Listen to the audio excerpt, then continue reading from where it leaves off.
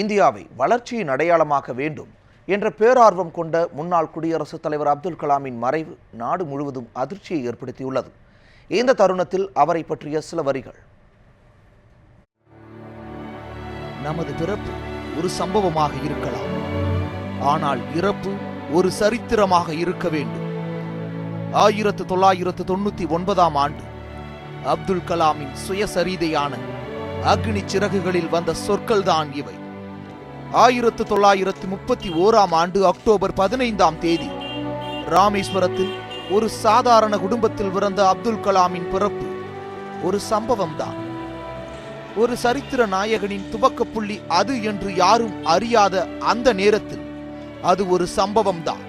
தெளிவான கண்ணோட்டம் இல்லாத தடுமாற்றம், திசை தெரியாத குழப்பம், இதுதான் இந்திய இளைஞர்களை வாட்டும் மிகப்பெரிய பிரச்சனை என்பதை நன்கறிந்த கலாம் குடும்ப சூழலை அறிந்து செய்தித்தாள் விநியோகித்து பள்ளி படிப்பை முடித்தார்.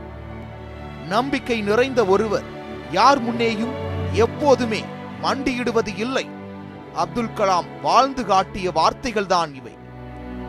சிக்கல்களை எதிர்கொள்ளும் போது கூடவே பல திறமைகளும் வெளிப்படுகின்றன. திருச்சி புனித ஜோசப் கல்லூரியில் படிக்கும் போதாகட்டும், சென்னை தொழில்நுட்ப கல்லூரியில் படிக்கும் போதாகட்டும், அவர் சந்தித்த பிரச்சனைகளே அவரது திறமைகளை வெளிப்படுத்தி அவரை தனித்துவப்படுத்தின. கனவு குறித்த வேறவா கொண்ட மனிதர் அவர். கனவு என்பது தூக்கத்தில் காண்பது அல்ல, தூங்க விடாமல் செய்வது. கனவு காண்பவர்கள் தோற்பதில்லை, கனவு மட்டுமே காண்பவர்கள் தான் தோற்கிறார்கள். அவர் கனவு கண்டார், அதற்காக உழைத்தார், வெற்றியும் பெற்றார். சிந்திக்க தெரிந்தவனுக்கு ஆலோசனை தேவையில்லை. துன்பங்களை சந்திக்க தெரிந்தவனுக்கு வாழ்க்கையில் தோல்வியே இல்லை. கலாம் சந்திக்காத துன்பங்கள் இல்லை, அவர் ஒருபோதும் சோர்ந்ததும் இல்லை. அதனால்தான் ஏவுகணை மனிதனாக அவரால் வலம் வர முடிந்தது. உலகமே மிரண்ட பொக்ரான் அணு ஆயுத சோதனையை நிகழ்த்தி காட்டினார். வெற்றி பெற வேண்டும் என்ற பதற்றம் இல்லாமல் இருப்பதுதான் வெற்றி பெறுவதற்கான சிறந்த வழி என்பதை அவர் நமக்கு சொல்ல மட்டுமில்லை, அவரது வாழ்க்கையில் நமக்கு காட்டியும் இருக்கிறார். கணத்திற்கு கணம், நேர்மையாய் துணிவாய் உழைக்கிறவன் கரங்களே அழகிய கரங்கள்.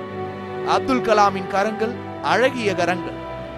இளைஞர்களை எதிர்காலமாக கற்பித்த, கல்வியை வளர்ச்சியின் அடிப்படையாக காட்டிய இந்தியாவின் முதல் மனிதர். சரித்திர வாழ்க்கையின் கடைசி நாள் வரை கற்பித்துக் கொண்டே இருந்தார். மாணவர்களிடையேதான் தன் உயிர் பிரிய வேண்டும் என்ற அவரது விருப்பத்தை கடவுளால் மறுக்க முடியவில்லை போலும். இந்தியாவை வளர்ச்சியின் அடையாளமாக்க வேண்டும் என்று வேறவா கொண்ட கலாம் என்கிற அக்னி பறவை பறந்து விட்டது. நமக்கு அக்னி சிறகுகளை தந்துவிட்டு. தேவேந்திரன், செய்தி பிரிவு, நியூஸ் 7 தமிழ்.